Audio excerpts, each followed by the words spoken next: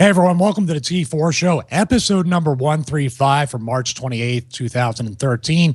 My name is Michael Manna, and we got a ton of stuff to talk about, and that's Colm, who just flashed right by. As a matter of fact, he is going to talk about a ton of PAX East coverage. How you doing, Colm? I am doing excellent, Michael. I've put the phony voice in 110% just for Andrew this morning, and it's great to be here. Yes, you have. Speaking of Andrew, I'm a little worried about you today, Andrew. Are you okay? I'm doing much better today. Sir? Much better. Sure? Because I know you got to hit the different camera angles. There's a little bit of a delay on that, and I'm afraid it's because your fingers are sore from doing 3 days in a row of DDP yoga. How do you feel? I'm in so much pain. I can't even begin to tell you. I'm in so much pain. And yesterday, Colm is laughing. He gave up after 3 days. When's the last time you did DDP yoga? Listen to me. I'm looking great here. I've gotten a lot of compliments on the amount of weight that I've lost. So, yeah, I mean, we don't have to talk about my schedule at all. Just know that everything is working out. I'm dying, Michael. I really am. Yesterday, I got a little cocky with the workout plan, and I did the 20-minute the fat burner workout. The 30-minute fat burner, and then Jess and I were like, "Oh, we feel great. Why don't we do the hot core workout for another 15 minutes?" And it was great, but today I'm feeling it, and you're right. Even in my fingers, I feel pain. Yeah, I know people have hand and wrist problems. It can be a difficult thing to do if you have any kind of joint problems in your wrist or your elbows and stuff. But if you fight through it and you just stick with that 20-minute YRG at first to get used to the movements and the modifications, like I told you, if you spend the first couple weeks staying with YRG, you'll get a workout, you'll get acclimated. Then when you go to the other things, now I've gone through most of them, but I still have yet to touch these. I haven't even taken this out of the DVD case. The extreme cycle workout is something that I looked at the poses. I thought the other ones were impossible before I did them. This is even harder than that. But I hope in the next couple of weeks to really achieve the guts to even put this in there. But you go to ddpyoga.com. You can order the basic YRG one. You can order the level that you're about to start with the red hot core stuff, and also strength builder and other things. And then if you dare to, order extreme psycho. Definitely a great workout. We really feel bad that Colm gave up after 3 days, but maybe he'll come back around and continue. You notice how he makes it sound like it's so easy. Oh, you just pop it in and you do it. Well, it is easy. It's not hard. I mean, if it's only 15 minutes, like 20 minutes at most, if you just do the standard one, it's not bad at all. I'm going to ask you a very simple question, Colm. Yes, and this Michael. Put everything in perspective. How many times have you broken your neck? Let's see. Never. Zero. I've broken my neck twice, and I can still work out every day, sometimes twice a day. If I can do it, and I'm an old man compared to you. I'm 41. How old are you? I will be 35 on Saturday. Yes, yeah, you've been telling everybody. We got to get him a present, everybody. Everybody get Colm. I didn't say anything about any presents. Yes, you did. Never. So maybe it's time to change. Maybe it's time to change your lifestyle, like me. Look at me. I've lost weight. What are you talking about? All you did was starve yourself for a couple days. Exactly. Starving, diet. What we're going to do, and we'll get on with the coverage after this because I'm sure people are tired of hearing us bicker. Well, some people like it, though. But I think Andrew and I are going to go to the Amazon store through GFQ, and we're going to order you a yoga mat. We're going to chip in for one. How's that sound? I think that's a great idea. Fine, but it has to be able so I can have like websites and logos on it and stuff like that. It's a yoga mat, not a race car. Oh, sorry. Just go to your PAX East coverage. You, Brett, and SA. Yes, you, because you were at PAX East 2013. We all went last year. I didn't go this year, but you, Brett, and SA went there. And just describe it. And first of all, before we get to that, I mean, I looked at the Google Docs. There's a ton of coverage from different companies. What was the difference this year from last when we went? Because I had a great time, but I was a little afraid in my mind that it may not live up to what 2012 did for me. Well, I mean, it is a very different PAX. This is my 4th year in a row. I've been there since the inception, and I think the biggest difference is that everyone knows that this is the year of the next generation consoles. We already have PS4 announced. We have Xbox probably being announced at E3, and they're coming up this year, and that's awesome, hitting that button. But you go, and now you're seeing end-of-generation content. So you are not seeing the new stuff, which everyone wants to see the new stuff, but you're seeing those end-generation games that they know how to work with the hardware. They know the best way to use the best textures, and you're seeing like really high-quality games. I mean, what I saw from Last of Us from Sony, which I'm not going to go into detail, was it just blew me away. Those type of games that like Sony has put in the 8 years into this console, and they're all coming out like at the beginning of this year, and then we'll move into all the new stuff. But so that's the only difference, is that you're seeing the end of something and nothing from the new stuff. That was really. Do you feel like they phoned it in, or do you think the things like, I mean, you mentioned The Last of Us. It seemed like that was the standout game or product of PAX East 2013. Do you think the other companies just phoned it in waiting for E3 with the next Xbox and the PS4? I think, no, it was more that these companies are having to be smart about what they're showing here, because they're not taking on too much. They just have a few titles left because they know it's going to be such a big ramp up for next gen. So it was more relaxed. It wasn't as like going booth to booth to booth to booth. There was like a weird thing this year on the first day after the show floor like closed at 6. They did from 6:30 to 9. They had like bartenders and beer and wine that you could walk around and like talk to other exhibitors. Like it was really like a much laid back PAX. I didn't ask you this because I'm looking at the list right here on the Google Doc. Did you see more iOS games this year than last year? I see some Android accessories. Did you see any mobile-based games as opposed to console? Yeah, this is the big difference, is that like you said, tons of iOS, and a lot of them saying, oh, Android's coming soon, because apparently the Unreal Engine is about to go to Android, so that's going to change things there. But yeah, iOS, the main reason I saw a lot of iOS, and they all told me this, is that they're able to bypass the publishers. So like these big AAA titles, they're not making as much money because they're having to pay so much money to get these games published, with all the PR and all the marketing behind them. I mean, these small developers don't get it, but they're getting like blogs and sites like us, these iOS developers, where we can talk about these games and people get like those 99 cents like gems out there. Nice. So where do you want to start? I mean, we have everything from A to Z here, literally Ascend to all the way down to Magic the Gathering 2014. Where would you want to start? Do you want to go from worst to best, or best to worst? I mean, it's up to you. No, I seriously just want to start at the top of the list that you guys have and then work my way down. And if I spend some time on any, Andrew can show possibly the website. But the first one, Ascend, I mean, this was a booth, a little small booth, like in the corner. We go up and talk to them, and it has a very interesting concept, is that it's going to be Xbox Live's first ever free-to-play game. Now, every Xbox Live title that's come out has been like 600 Microsoft points, 800 Microsoft, whatever the Microsoft points is. This one is actually going to come, and by you having either microtransactions to like better your character, you can also like fully play the whole game free and still have a great time with it. It isn't based off of any like old history. It's sort of like a made-up mythological history, and you're like this god, and you go around and you're taking over I guess villages, and you're huge, and there's little villages there, and you can call and they'll jump on your back or they'll help you in a fight. It's very interesting. It was fun to play. It's definitely not ready yet. Of course, it's like a couple months away, but I think there's a lot to say about this first ever free to play. I just signed up for the beta, so there is a beta. Yeah. I'll sign up for it at ascendgame.com.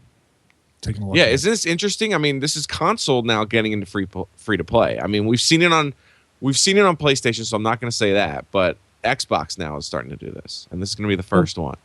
Is this going to have a DLC model to it too, or is it just going to be free to play all the way across the board? We did ask them that, and they said, hopefully we'd love to bring more content, but we're just trying to first just get it out there. So it's a little early for them to decide that.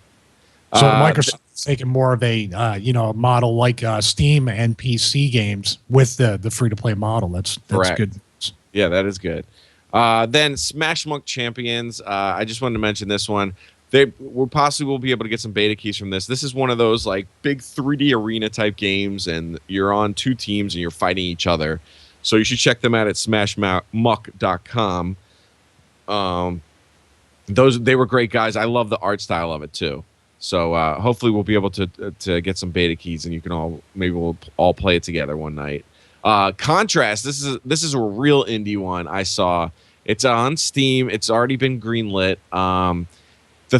It's like a puzzle adventure game, and it's in 1920s France. So you can just imagine the architecture and the style there, and it has like that really great atmospheric like French music from the 1920s. So it already right there blew me away. And the cool little like gimmick with the game is not only are you running around like a regular adventure game, but you can also then go into the shadows and use those shadows to help you figure out the puzzles in each like environment that you're in.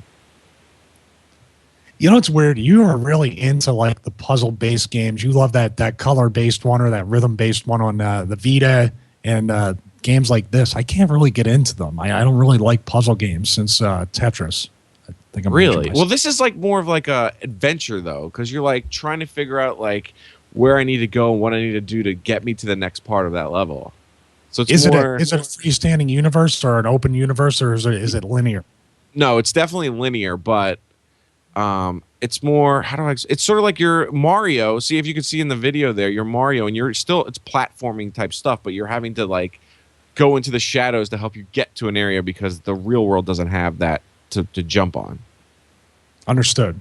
Okay, cool. It's very indie. Okay, all right. Here's something I want to talk about: is links to games. This is a really interesting and new concept here. They're pretty much looking at what's going on in the video game market, especially with your GameStops and your Best Buys. And the way he explained it to me at Links to Games is that you have someone who wants to get the new game, right? And then you have someone who wants to buy or rent the new game. So if you basically they have an algorithm that brings people who are renters and buyers. And when a game comes out, you basically have a queue of games, just like you would on GameFly or anything. And you would say BioShock Infinite, I want to rent that game. You get BioShock Infinite, you have it for 3 weeks. In that 3 weeks, you pay $20. Then you get already a pre-addressed envelope. You put it in a box and you send it to the person who wanted to buy it. Yes, he has to wait 3 weeks, but he's getting it at $40. So it's sort of like a different model for someone who doesn't want to pay $60 to buy a game and also doesn't want to go to Redbox and rent a game and it's $2 a day. I like that. I like that because you're guaranteeing yourself the used copy of the game at a specific price at a specific time. So it's putting in a pre-order for a used game. And if you want the game first and you get tired of it after a week or two, you know you're guaranteed to get a great discount. So basically, you pay the cost of what the game's going to be. You're not losing, because if we buy a $60 game of Madden and trade it in, say 2 or 3 months later, or even a month later, we're losing at least 50% of the cost of that game. So that's what he was trying to say. Exactly. It's a good model. Can they be profitable though? How does it work? Are they buying stuff in bulk? Or are they just working off of people first who have it new and then reserve it later for the, they got to build up inventory to make it work. Exactly. Right.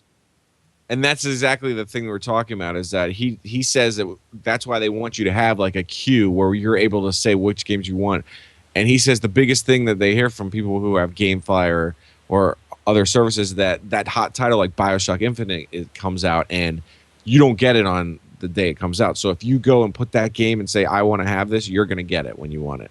And they're going to make sure they have the quantity and the stock. They're going to stock it. Yeah. What's funny is I was thinking about the Game Mine company. Remember them from South Florida? Since I'm going back down. Sort of. Yeah. Yeah. They haven't made any noise. I looked at their site. I mean, it's hard to compete with a place like GameFly or even Blockbuster the way they work now. Redbox, with even the Redbox instant service if it includes games. So this may look like the most competitive model compared to places like that. Right. Correct. All right, moving on. I want to talk about Dark Horse Comics, and I basically made this interview because of there's another show on GFQ Network, Behind the Counter, which is a comic show, and I heard they were going to be there. So you know what? I was like, let's see what Dark Horse is there. I've never talked to anyone from Dark Horse. I met with Dave Marshall, and he was there because they have announced a huge partnership pretty much with BioWare. And what they're doing is BioWare is basically saying, here's our Mass Effect universe, which is hugely popular. And here's Dragon Age, which is hugely popular. And he was saying that they're going to have the full universe. They have full say. Of course, BioWare is going to have the final say to look at it, but they can use the whole universe. They're going to do a story arc based on certain characters. They're going to do one big, huge like graphic novel. They're going to do an art book. It's really going to expand the universes for both of these titles. So it was really cool that Dark Horse is excited to bring these video games, because a lot of these titles we play, Michael, I mean, you play the game and then it's over and that world is done. You only know from what you played. I mean, granted, you put in like hours and hours into it, but to continue that world with comics, and especially, I asked him an interesting question about his feeling on print and digital, and he pretty much said the same to me. I mean, it has its plus and minuses. At one thing, you have your entire library on your iPad at any time and read it, but then there's another part of you that like loves to have that physical thing, and you can have special like number ones of things, or you get them signed. So it goes both ways. Hello. There you go. I'm listening. I'm just intently listening. So you're going to talk about WildStar Online. Yeah, I know you're really like I'll give you a break from talking about all these games when we talk about the prepaid subject next, but you still got a ways to go. You got about maybe 6-7 more things. All right. So WildStar. Here, this is pretty much, this is my pick for an MMO you need to pay attention. Of course, it's been in the past that I played WoW a lot. I believe, Andrew, you were a WoW player. I was. Yes. So here's one that I think that we could waste way too much time in. This is about, you can sign up for the beta now, and the thing that sets this one apart from all the other ones is that this has a really good humor, I think. If you watch go to the site wildstar-online.com, and you see they have a ton of videos to watch, and they have good humor. I love the art style. It looks sort of like Pixar-ish and action adventure type look, like a action figure. And they have this thing with housing where you can pretty much buy a plot of land, and you can make your house. You can decorate it. You can basically open up. I can say Andrew and Michael can come to my place, and we can actually do our like resources. Like we can do our mining and our gardening and all that stuff there, and then go out and do our quests. So if you're big into MMOs, I think this is one that you need to keep an eye on. And then I'm still disappointed we haven't played Artemis yet. I really would love to play that. They were there, by the way. They were there. I am so looking forward to getting the opportunity to play that. I would have played it at PAX if we all went together, but that's the game I'm most interested in. And that's been around for a little while. I just wanted to say that. Yes, they were there. I talked to them as well. They were talking about how it's coming to the iOS. They didn't have anything to show, though. Okay. But speaking of MMOs, and I'm going to go a little bit quicker here. Sorry, there was so much I wanted to talk about because I did find some gems. Is Hearthstone was announced, and this was Blizzard, which we all know from World of Warcraft, which you just talked about. They decided on the beginning of PAX, like their whole booth was covered, right?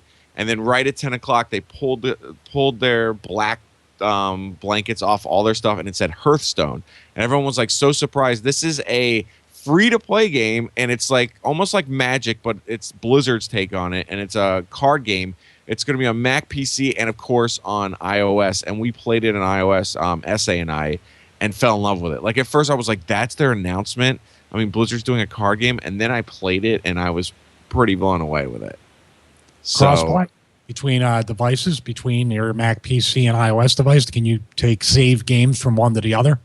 It is Mac to PC like that, not and iOS to iOS, but you cannot go like iOS to PC because it is not linked to Battle.net at this time, I heard. Okay. All right, Serious Sam doubled XXL. I talked to the creator, Nathan, in this game. This is someone, if you ever loved the Serious Sam doubled XXL, did either of you play that series? No. Andrew? No. Okay. No. All right. What Serious Sam is like, think of Duke Nukem almost with like the best weapons and the most ridiculous weapons. So he actually talked to me, and we're going to get possibly some codes to do a giveaway where this game is on Xbox Live right now. Go check it out. And it's just basically you have like these amazing guns, ridiculous monsters. It has a sense of humor. I think if you love it's sort of like a Contra type game. Both of you obviously love Contra. I mean, who doesn't love Who doesn't love Contra? Right. Who's better? I was going to say who's better than Michael would get mad. All right. Mad Cats. This is something I want to talk to you both about. Okay. Do you guys know what this is right here? That is a device that you attach to an Android phone? Correct. Wait, they gave you one? Well, let me tell you about this. This is the MOBA, okay? This is, you get this, and you That's take the your one at Galaxy Best Buy, phone. right, for $60?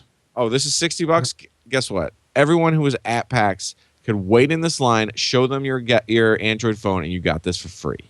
The reason why is because they have another one coming out, and if you don't need to show that one, but it sort of looks more like an Xbox controller. It's way better, and this is a piece of crap. I'm sorry to say that.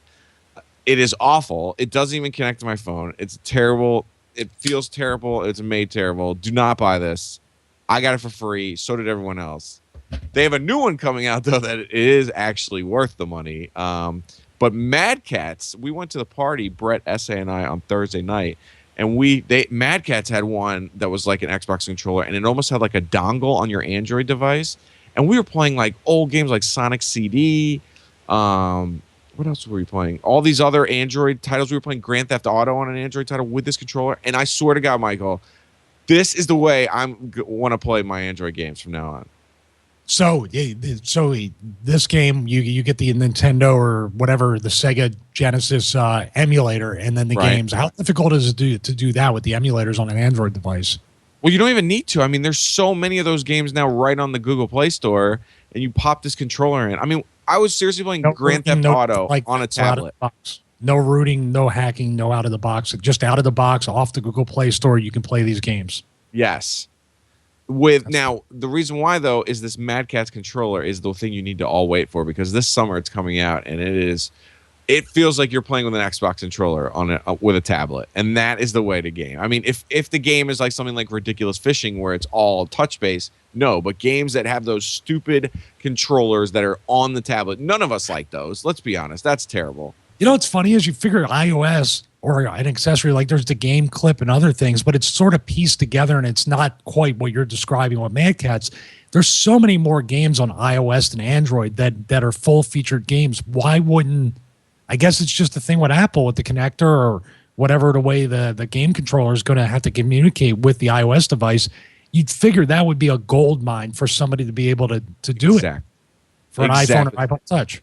I think we're at a really interesting time, Michael. This whole thing with the Ouya coming out, then there was this thing called the Game Stick, and then you have these things from Mad Catz with these like really high fidelity controllers. I think like the whole like mobile gaming market is just getting better and better. I mean, everyone's always poo-pooed it and stuff, but there are some incredible titles. Not only have touch base. What? Where's it put the Vita with you right now with something like this coming on your Note 2? That is a great question. I mean, Vita and my 3DS, and I picked up the new Luigi game for 3DS. I mean, that's still at like a different level than the iOS games. But then there's some iOS games that just hit you and that you're just constantly obsessed with. I mean, I think it's great. I think there's a place for both of it.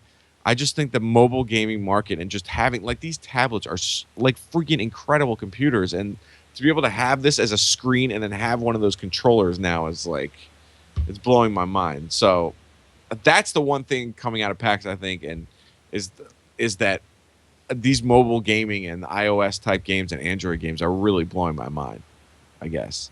And another one is, if there wasn't games like MLB The Show, I probably would have gotten rid of my Vita, invested that money in a Note 2 or something like that, or even an S4, depending upon how good that's going to be when it comes out, and gone all the way with mobile gaming with that. I've been waiting for a gamepad like this Mad Catz one. I see the one you're talking about at Best Buy. It is cheap.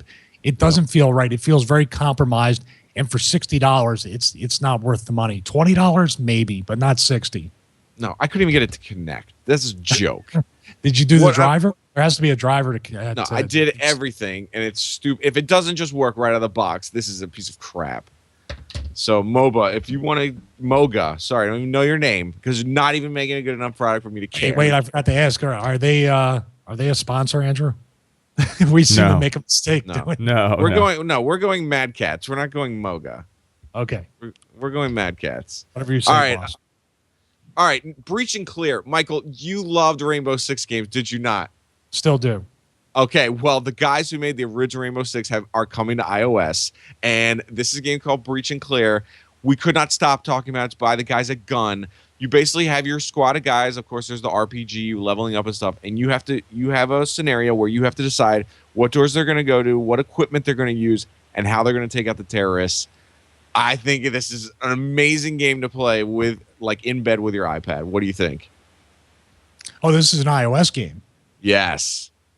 Well, that would be great, but we go back to the point you just said about the controller, about having it on screen, even using one of those Fling controllers. You're going to have a problem with it. No, because I said I'm okay with those games that, like, think about touch controls and do it in a smart way. This isn't just have, like, you're moving and running around. This is like you're thinking about a strategy, almost like an XCOM or a Fire Emblem game where you have to pick points and locations. Oh, okay. So it's sort of turn-based. Okay. Yeah.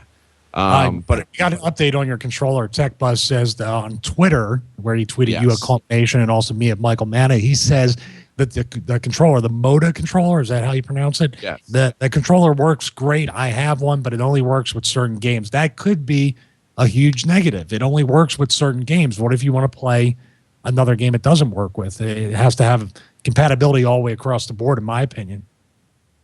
You know what I think of that? What?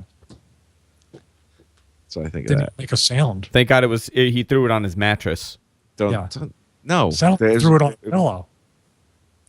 Look at that. All right. Anyway, Michael, speaking of MLB The Show, Big Fly Baseball. We all loved baseball stars growing up as a kid. I don't know anyone that's ever said anything bad about it. We found this little game called Big Fly Baseball.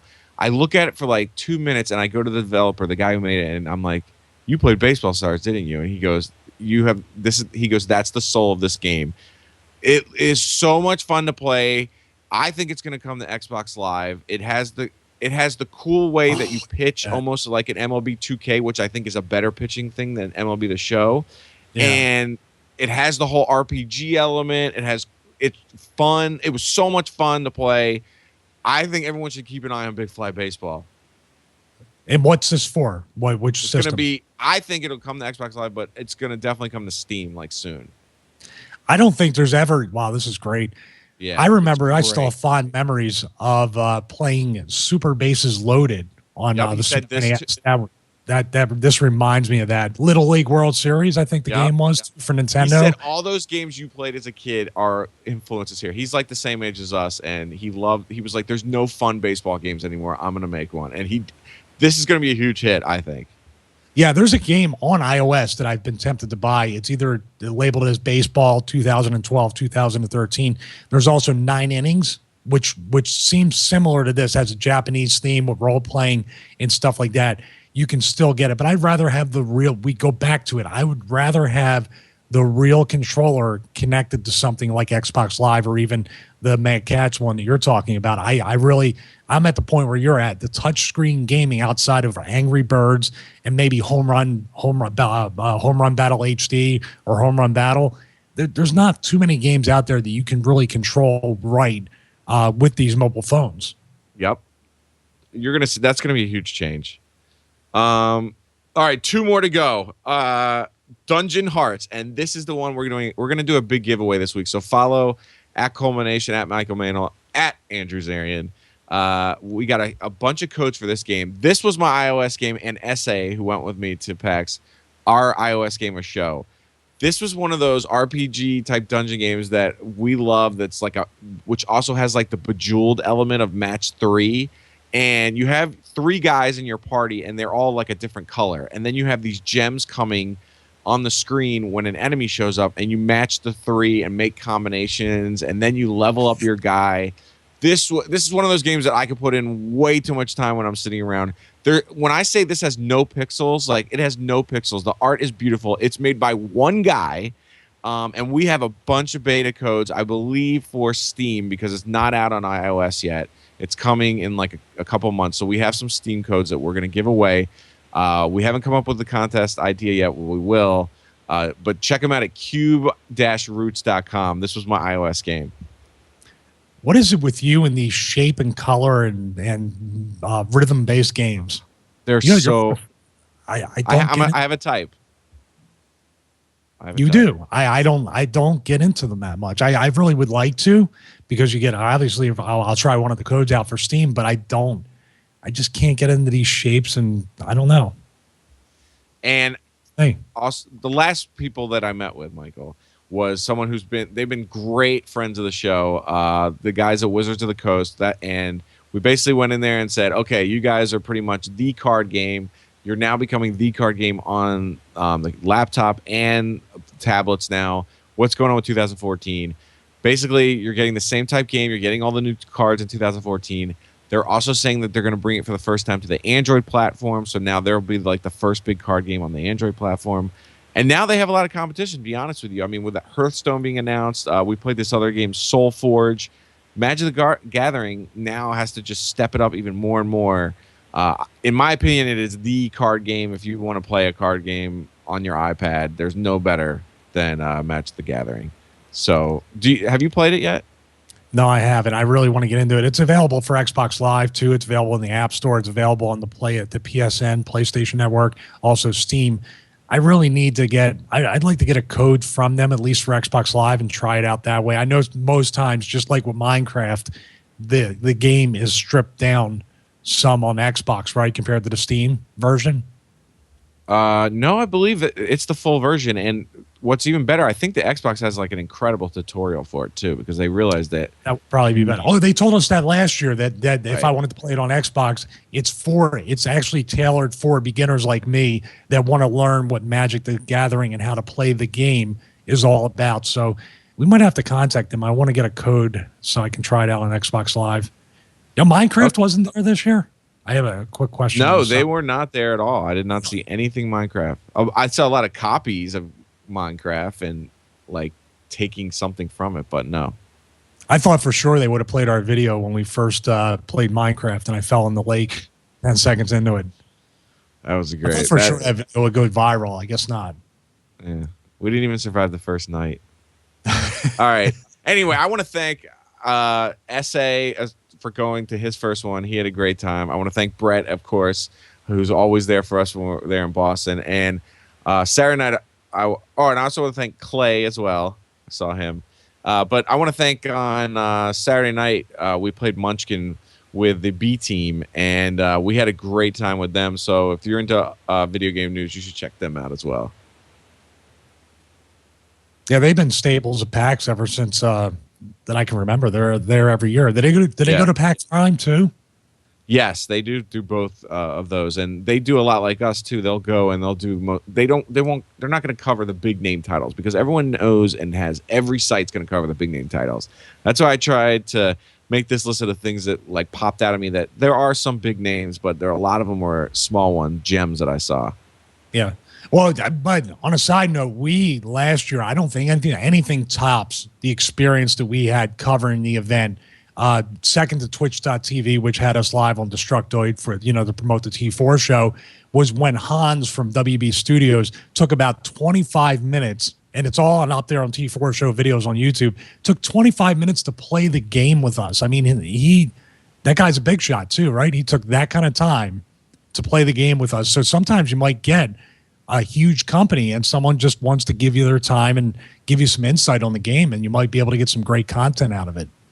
Right. I mean, sometimes there was a lot of media there, and I talked to a lot of guys that it's weird. A lot of the media now is just YouTubers that do like a YouTube show, and they were telling me it's like they get big time a lot when they go to these places, and they're just like hand them, even though they have a card, they're playing their games, they know a lot about them, but just because their name isn't, and I don't want to call out it, you know what I'm talking about, then you get big timed. But at these events like at PAX, I feel like they do pack it with their best, and they treat everyone the same, and you get to really like meet the guys that are making the games too, which is awesome at the indie booth.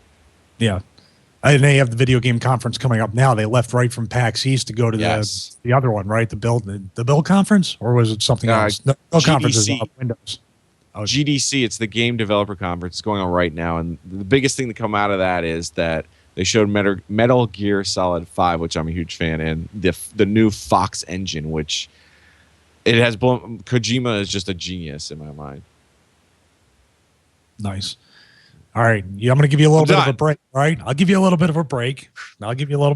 We talk about video game stuff, but now I'm going to go back to my obsession of trying to not ever go into a contract with a cell phone company again. Now, T-Mobile has finally announced officially at their Uncarrier event the new plans for their prepaid stuff. And people have speculated that T-Mobile's been pretty good about some of their 4G prepaid plans. But now they come out with some really good plans. And also the announcement, Colm, that the iPhone is finally coming to T-Mobile. And you might think, well, I'll just bring my iPhone over to T-Mobile now. It should have the bands. There's a brand new model, an updated model being released to work on the T-Mobile network, the 1900 megahertz band, I believe, Andrew, correct? AWS support? I believe so. Okay. So the iPhone finally comes to T-Mobile. People say a little bit too late, but you can pretty much get this subsidized or buy it outright unlocked and bring it over to T-Mobile. Now, the tier of plans, Colm and Andrew, go like this. If you want to pay $50 a month on its own with bring your own device, for $50 a month, you get the first 500 megs of data free, and that's up to 4G speeds. And then after that, I think you get throttled. There's no overages on any of these plans. If you bump it up to $60 a month, you get 2.5 gigabytes of data at the 4G LTE speeds. And if you bump it up $10 more, which I believe is a huge value, you get unlimited nationwide everything as far as voice, text, and also no throttling on your data.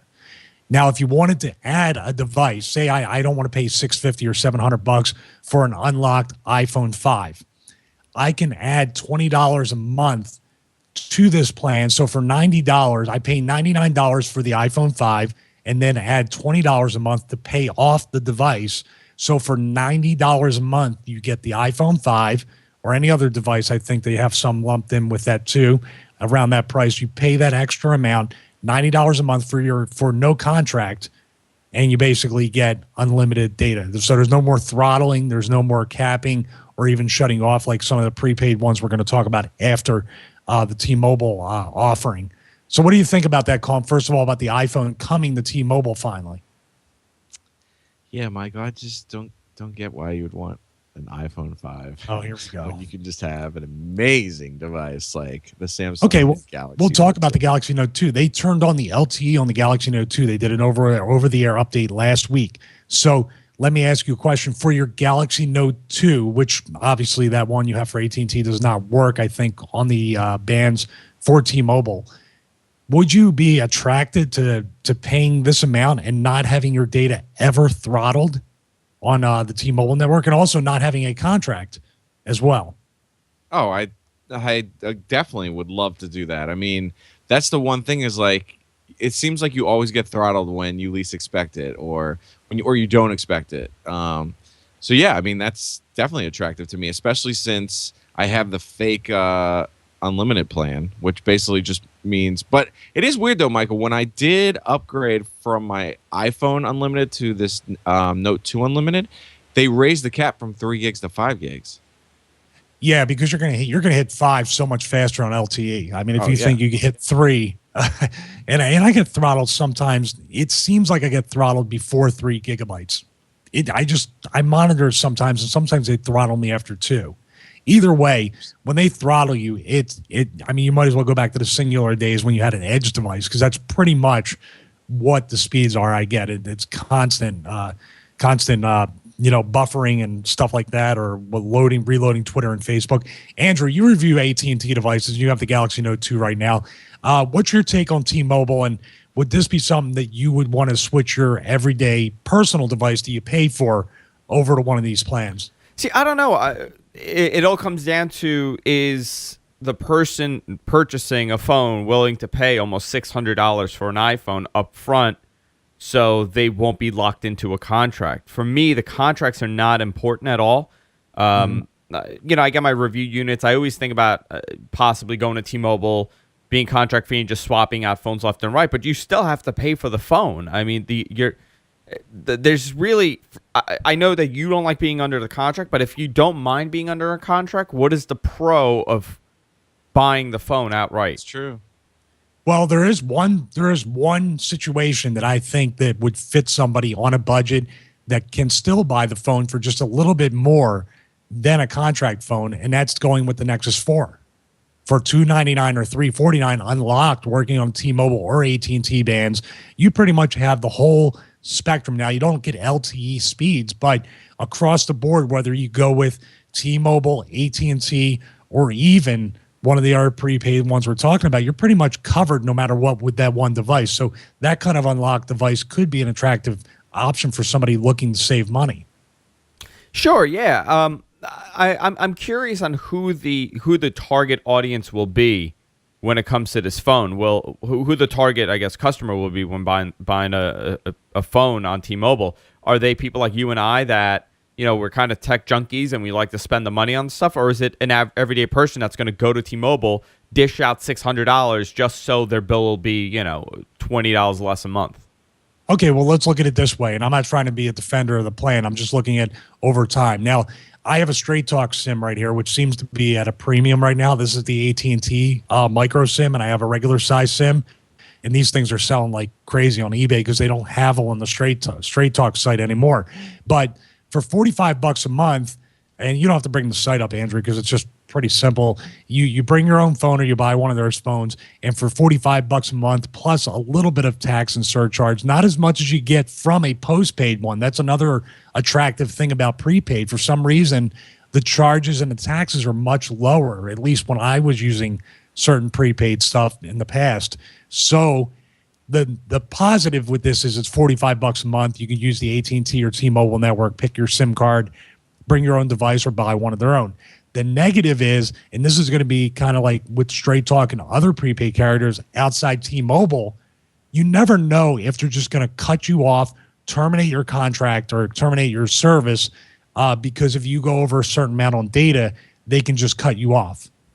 T-Mobile is at least addressing that and saying, use whatever you want. You're going to be throttled down after a certain amount of gigabytes, or you're never going to be throttled on 4G LTE data. Yeah, I mean, the unlimited is unlimited for them, and that's phenomenal. I think that's great for any heavy user, and I think you're willing to invest the money in purchasing the phone if you know that you're going to have truly unlimited data, because then you could do tethering. You're pretty much paying for an internet service provider on top of your phone. Well, this is another thing about the T-Mobile plan, and I wanted to compare it to Straight Talk in a second. With certain tiers on this, you get an extra 500 megs to tether on top of that. So that's a pretty good little extra added bonus. You can tether on T-Mobile without having to pay the extra smartphone Pro or whatever they call it on AT&T, or getting cut off from Straight Talk. There is a 500 meg bonus for tethering on top, and especially if you got the unlimited, you get 500 megs for tethering. I think that's kind of cool when you're in a pinch. Now, what we're looking at too is $50 a month. Say there's somebody like you said, it's somebody like our parents or something. They don't use too much data, but they do a lot of texting and they want to talk and they don't want to keep track of rollover minutes or anything like that.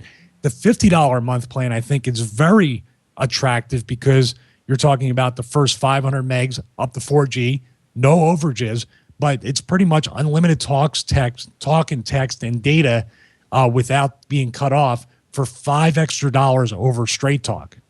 And that could be something that's pretty attractive too. I don't know. I'm curious on how well they're going to do with this plan. I don't know how T-Mobile service is in your area, but where I am, it's brutal. I mean, that's the important question. Doesn't exist. Coverage is number one. We should talk about that first. Yeah. So you wouldn't look at this because obviously, no matter if you're saving money, if you aren't getting service, then it's a waste of money. Yeah. No, it would definitely be a waste of money if I'm not getting the service, but. I do like the unlimited aspect to this, and I do like the fact that you could kind of bring your own phone. I think the people that are going to benefit from this are not the people that are going and outright purchasing the phone from T-Mobile. It is probably when they buy it from like a third party and get a discounted rate. Maybe the phone is 6 months old, and they picked up the phone for $150. Yeah, and if you want to go at that $20 extra a month option, I think there could be some kind of contract attached to the device that you would have to pay if you decide to go away from T-Mobile. But if you decide to stay with these plans, you tack on $20 a month. You pay $99 down for the iPhone 5, I should say. I don't know about the other devices. But then, if you got that $15 a month plan, you pay $70 with a brand new iPhone 5, 16 gig version. As you go up to 32 and 64, it goes up a little bit more. That's a really good value. That's more than people pay, or that's still a lot less than people pay under contract with AT&T, Sprint, or even Verizon. So that can be an attractive thing for somebody looking to get an iPhone on T-Mobile. Yeah, Colm, how about you? Do you like T-Mobile, or you have no interest in them? Boring. I don't care. As long as I have my Note 2, I'll go whatever it works the best on. And AT&T does a great job. Thank you. It's good to know he can always add a positive word. Listen, I just got back from PAX. You know what I noticed at the end at like 6 o'clock, 5 o'clock, I would just see they almost look like crackheads, all the little iPhone guys like sitting around just trying to get power out of that thing. And me, I just have my phone right here with 55% battery in it, and I had a backup battery in my bag and didn't care. Do you still have an iOS device though? I do. I have an iPad. I'm talking about your iPhone. Do you still have an iPhone? No, I do not. So how's the Nexus 4 working out for you? Because I'm terrible. curious. This phone's awful. Yeah, there's only one phone. I mean, here's the problem with this: the battery life is terrible, and you can't change it. The Note 2 is ruining me. If I can't change out the battery, I can't even get you as a phone anymore. It's pointless. What's the point of worrying about the battery in your phone? No LTE is a joke. I thought it would be okay, but it really does make a difference. You cannot go back. That is so stupid. And what's the last thing I hate? Oh, and now I'm also spoiled by the Note 2 that I can't have an extra SIM card in it and just decide where I want when I record movies. Just go to the SD card. So it's terrible. Did you happen to use the iRig mic with the Note 2? I did. The turnout. I mean, not for some reason. I feel like the audio was better on the iOS device. It's that special magic with the video and the audio on iOS. But it did. I mean, it definitely did the job. Hopefully, if I get around to actually editing the video that I have, that you'll be able to see it. But it was weird this year at PAX. Like every place we saw, there was no cameras, no video. We'll just give you a press kit. It was really weird about that this year. So. All right, so I'm interested in it. I got a T-Mobile micro SIM card. I've been tempted to pop it in. Even I have the Nokia Lumia here, the 820. I've been really liking this phone. Not enough to be my full-time device, but like we talked about Windows Phone, it's just so fluid, so fast, and it does have a removable battery, and it does have a micro SD card slot, so it's very attractive for this model. But I've considered doing on YouTube, putting up a 30-day test drive of this, a 30-day test drive of the T-Mobile prepaid plan, even $30 a month. 100 minutes but unlimited text, and also 5 gigs of LTE data for $30 a month. That's not bad. So here's what I wanted to ask, and maybe the chat room can help. Maybe you guys can help real quick. What I've considered doing, if I move over to the prepaid plan, or even if I get a Note 2, say on AT&T, because I have all these review devices, I thought about porting my cell phone number to my Google Voice, porting it over to be my Google Voice number. So that way, everybody who has my phone number now, I don't have to give them the new number. It's still the same. And then getting another phone number for whatever I do, Straight Talk, T-Mobile, or even the review devices I have. That way, all the phones ring. It's the most seamless way. Is that something that you guys would recommend I do for basically not having to inform the world I have a new cell phone number? Basically, the most seamless changeover, and also supports all these devices. They're on my desk. Hold on. I'm getting a call.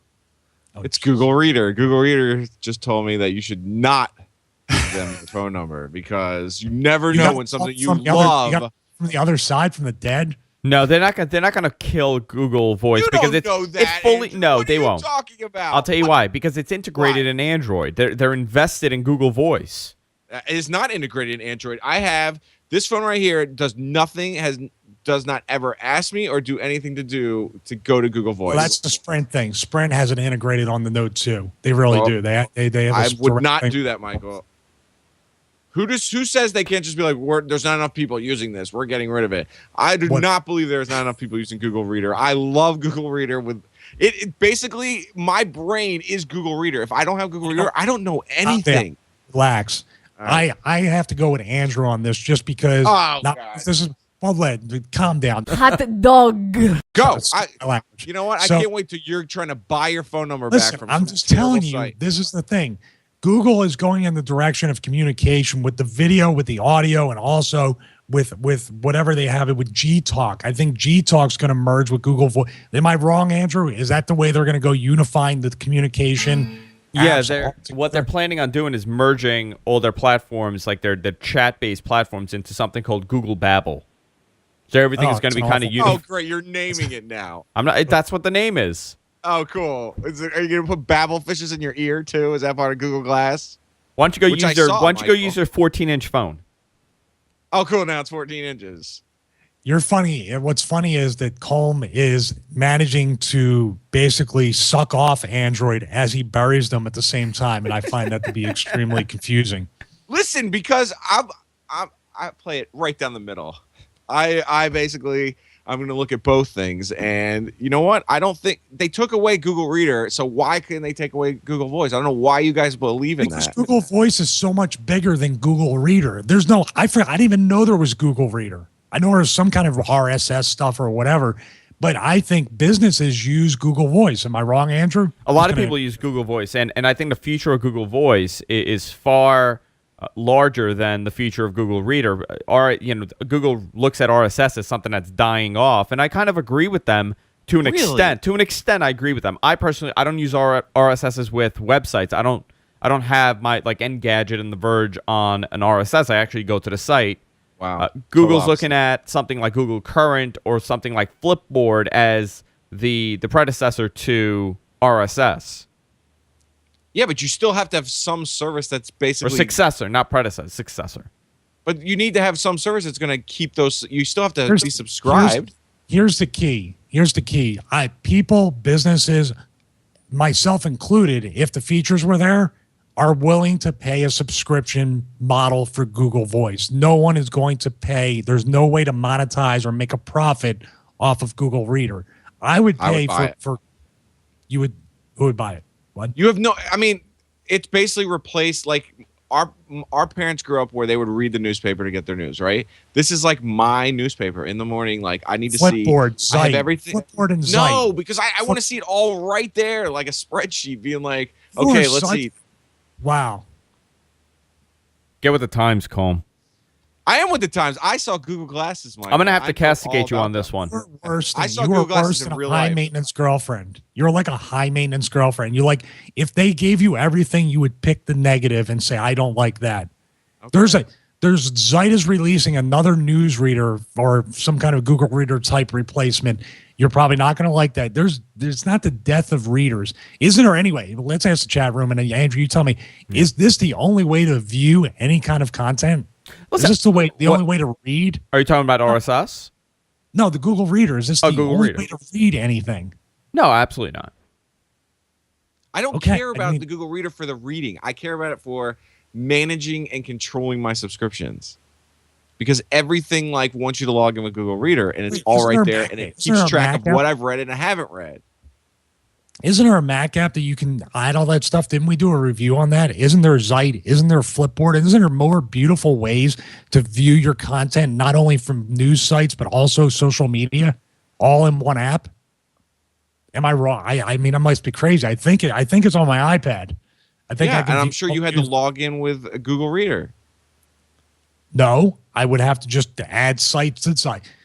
Have you ever used Zeit? ZIT? Yeah, I like Zeit a lot. So when you use it, you go over there and you pick, say, I like paranormal stuff. I pick paranormal. It brings up everything from each one. Do you want, shake your head. I don't care. Basically, if you want stuff. How's Casper doing? Is he doing good? Is he friendly? He was murdered. So anyway, why do you make fun of me? Well, I'm not making fun of you. I mean, you're a person that believes that there are ghosts in this world. You spend the whole show acting like a woman on her period, and then because we give you a solution, you cry like somebody who's bleeding in her chair. That's your problem. That's not. You're offering me a solution that I don't You're want. acting like a cunt. Stop it. Stop crying. That is quite a word to say. Stop family-friendly. Find another app. There, we're done. Show's over. So, how about Feedly? No, hated don't. it. That was terrible. Nothing's going to satisfy this guy. He just wants to wallow in his sorrow and about his girlfriend Google Reader being deleted. Who cares? Nobody cares about you, Colm. Google doesn't care about you, and you're an Android fanboy, and they shut it off. Oh, I'm a fanboy now. Yeah, you are. I thought you said I was castigating them a second ago. Maybe they shut it off after you said all those bad things about the geeks at PAX East not showering. Well, hey, Michael, did I tell you that I saw Google goggles in real life? Google glasses. Glasses. God damn it. Google goggles. Terrible. They're glasses. They're shutting it off, by the way. Who knows? No, because they're actually going to charge you to get that product. I'm not just going to give them. Did you put it on? I did. And what was it like? Okay, the best way to explain it to everyone who's never put it on, it puts a monitor on the wall 20 feet away, and it looks like a 20-inch monitor, and you have to slightly look up. There you go. Oh my God. It's awesome. It blew. I was not a believer, and now I'm a total believer. You have to look up what to move it around or scroll? No, it's like how do I explain it? So if you're looking straight ahead with the glasses, do you see whatever Google's doing or no? No. At all? Not at all. No. So you look have up, to, like, slightly look up. You slightly look up, and you could see, whatever is being projected. It just works. That's the way. It's really hard to explain. You really have to do it. Okay. Think about what I want you to do is I want you to do a little experiment today, because I just looked up a little bit, like 3 or 4 times, and I could feel the migraine kicking in already. I want you to spend the whole day looking up every 15 seconds and keeping your eyes up like that for about 30 so you can read. It was kind of weird when I saw the person. Sounds like a pain. It was kind of weird when I saw the person doing it too. Like you would be like, it's almost like they have like a weird twitch or something. So it's almost like they're going into a seizure. Yeah. I kind of want it. Oh, you definitely want it. It's so cool. $1,500. I've spent $1,500 on a lot dumber things. If you gave me the choice, all right. If you gave me the choice, we'll end it on this. If you gave me the choice between the Chromebook Pixel and the Google glasses, I would pick the glasses. Okay. Of course. How's that? That's an easy purchase, isn't it? If you put it that way. Yeah, no. Very easy. I think it's awesome. I really thought it was a joke until I saw it. Now I'm a believer. All right. Well, before we go, I want to make sure, did I hurt your feelings? Do I need to bring you any cookies and milk or anything like that? No, Are you did okay? Not. Okay. You're very sensitive. Me? I'm sorry not sensitive. Sorry I called you the C word. You're not quite acting that I know. bad. This is a family show, and we don't need to have that word go around. No, we cursed last week. It was okay. Oh. Do we have an explicit tag on the show, Andrew? No, No, we we don't. Yeah, thanks. Thanks, Michael. That was slang. It wasn't a curse word. Okay. All right. I never curse on air. I'm sorry. That's my fault. So hopefully we didn't lose any sponsors. Do we have any sponsors? Do I have the right to censor you? Yeah. Michael? So this is episode 135 from March 28th, 2013. You can follow him at Culmination. You can follow Andrew at Andrew's Airing. And also you have the GFQ at the GFQ Network, right? Correct? Yes, at GFQ Network. I'm sorry. I always get that. I know what it is, and I always get tongue-tied by it. You can follow me at Michael Manna. Hopefully, Colm will be in a better mood next week and be more receptive to saving money. I'm in a great mood. What are you talking about? You're in a good mood. I like your shirt, by the way. Thank you. It's beautiful. It's very nice. Are you selling these? I'm still selling those, yeah. All right. First, we have to get you a yoga mat for your birthday. So everybody send Colm some sort of fitness-related product. Email culmination@gmail.com. Steam wallet cards. I like Steam wallet. I Are you like still Steam using wallet the cards. I got to get some of those NFC things. It's off air. Talk to me about it. For the note, too. All right, everybody. That's Mark. All right. So we'll see you next week for episode number 136. But for now, for everybody here at the T4 Show, thank you. And best of luck. Get him off the screen, please. Best of luck in all your future. Thank you. Best of luck in all your future endeavors.